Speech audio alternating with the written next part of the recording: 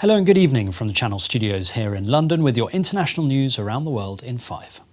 It's looking increasingly likely that the 2020 Olympic and Paralympic Games will be delayed after Canada and Australia both withdrew. In a tweet, the Canadian team wrote, "Team Canada will not send athletes to Games in summer 2020 due to COVID-19 risks." The Games are currently due to begin on the 24th of July. Japan's Prime Minister Shinzo Abe has admitted for the first time that the Games could be postponed.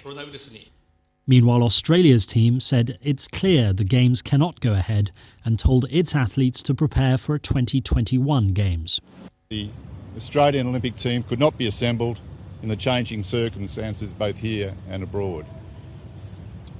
We have to look after not only just our athletes and officials, but also their families. Combined with a decision of the International Olympic Committee, we've decided to plan towards the hosting of a Games in 2021. The former Hollywood producer and convicted sex offender Harvey Weinstein has tested positive for the virus while in prison and is now in isolation. Weinstein was found guilty of rape and sexual assault last month and sentenced to 23 years in prison. His lawyers have vowed to appeal against his conviction. It's thought another prisoner has also tested positive and several officers at the facility have been quarantined. The US Secretary of State Mike Pompeo has arrived in the Afghan capital on a previously unannounced visit to help salvage a historic deal between Washington and the Taliban, struck in February but marred by a political feud.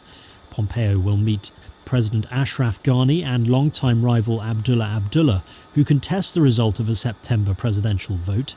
His visit is being watched closely for clues to whether it can resolve the weeks-long political deadlock. At least 23 people have died in one of Bogotá's largest jails after what the authorities are calling a mass breakout attempt amid rising tensions over the coronavirus.